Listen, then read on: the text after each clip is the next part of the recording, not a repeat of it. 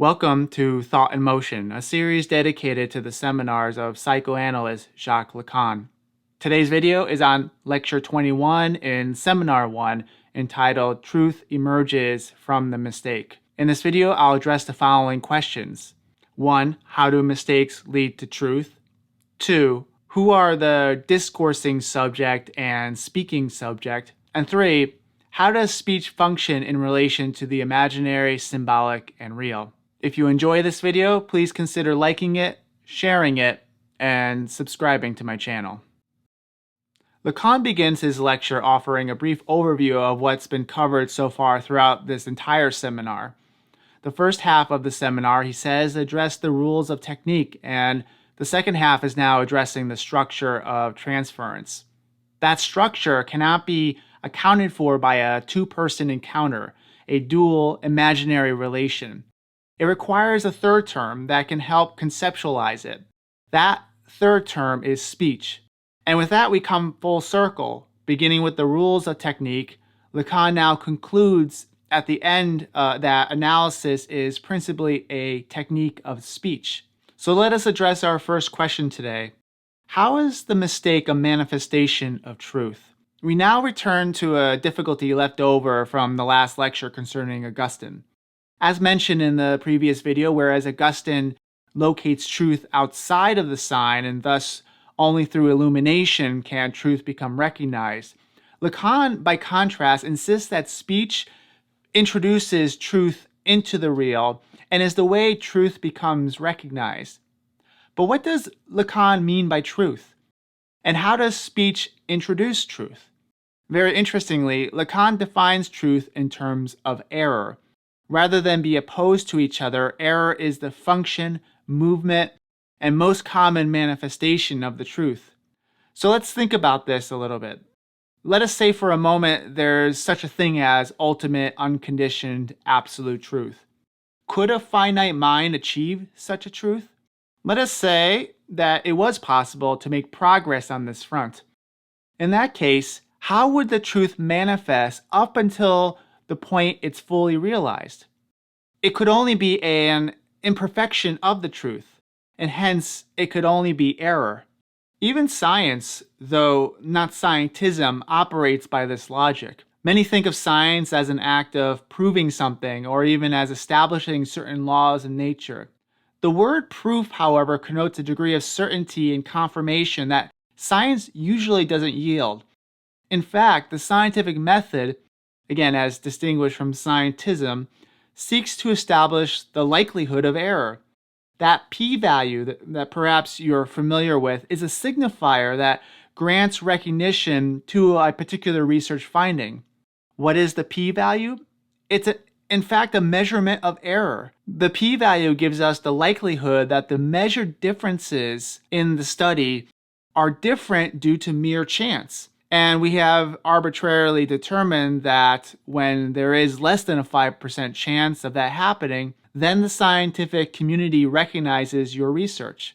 And hence that's the meaning of the p is less than or equal to 0.05. This does not prove that your hypothesis is correct, however.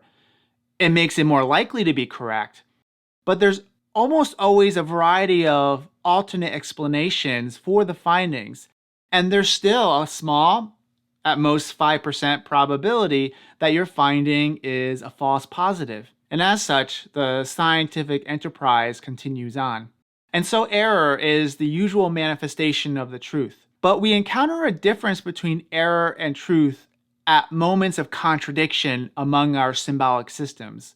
Going again to science, we might say that this is analogous to what Thomas Kuhn called anomalies.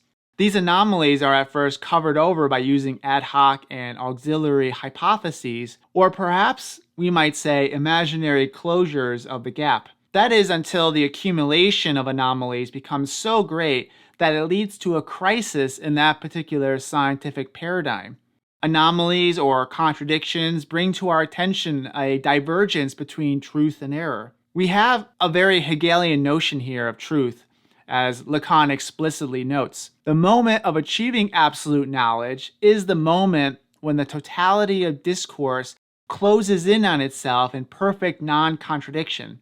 In the meantime, we encounter a contradiction, marked by gaps, faults among discordant symbolic systems. A corollary from this is that speech always and necessarily contains error, and as such, a psychoanalysis itself unfolds in the register of error. What the analyst attends to are the eruptions of truth within error, which in this case are mistakes, slips, failed and abortive actions, etc. It's in these moments where the truth of the subject's desire can be revealed. As Lacan adroitly states, truth grabs error by the scruff of the neck in the mistake. So we must add that the mistake is not only the manifestation of truth on its path toward being fully actualized, it is the very path itself. Let us take up question 2. Who are the discoursing subject and the speaking subject? These contradictions or mistakes of overt speech in psychoanalysis point toward another kind of speech. We always say more than we mean and more than we think we say. The subject emits truth in ways unknown to itself, but always through a signifier, whether it be in speech or bodily symptoms. Lacan frames this in terms of the discoursing subject versus the speaking subject. The discoursing subject is the one who speaks with certain intentions and believes it means what it says, or at least knows when it says something that it does not mean. Yet this subject is always surpassed by the speaking subject, which is unconscious. Now, Lacan raises a very interesting question here. If discourse is always marked by error, and so subject to contradiction, why is not the discourse behind the discourse also marked by contradiction? In other words, what makes the unconscious, as Freud puts it, not know contradiction? Lacan states that genuine or authentic speech obeys laws and has modes and means other than everyday discourse. The way I'm making sense of this response by Lacan is as follows. We must keep in mind that the truth spoken by this unconscious speaking subject is repressed desire. This desire, which is the other's desire, speaks for itself and not on behalf of another. In contrast, the discoursing subject always speaks on behalf of others. First, it addresses itself to a present interlocutor situated within the imaginary. Second, it also speaks on behalf of the speaking subject, the discourse behind the discourse. It's the moment of these discourses coming together that the possibility of contradiction emerges. And as such, contradiction is always a manifestation of overt speech, speaking on behalf of others. Since the speaking subject speaks only on behalf of itself, it knows no contradiction. At least this is how I'm making sense of Lacan's answer to this question. And so analysis then becomes defined as a series of revelations particular to each subject, and it requires the analyst to remain on the lookout for those mistakes, those moments of full speech. For Augustine, these are moments that leave speech altogether and thus require illumination. Whereas for Freud and Lacan, these are moments of hearing another discourse beyond the discourse, and thus in need of interpretation rather than illumination.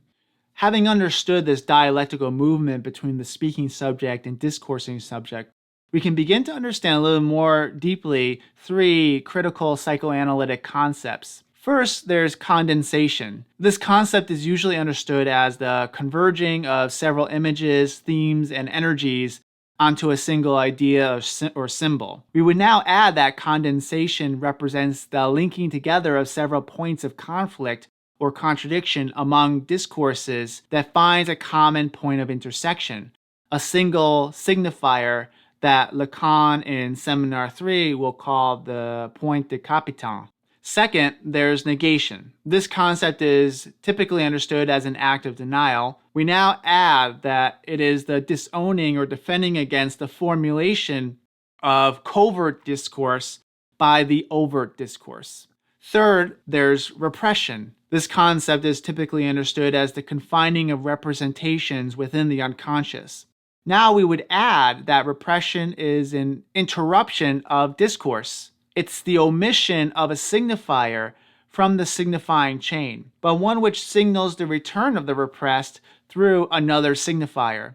Lacan illustrates this through Freud's dream of having written a botanical monograph which contained an image of his wife's favorite flower. We eventually come to see how the dream takes up certain day residues that ultimately connect to a desire he had repressed during waking life concerning the wish for recognition and fame for having potentially made a major medical breakthrough, along with the anger that he felt towards his wife for having to change his plans and so not make that major breakthrough.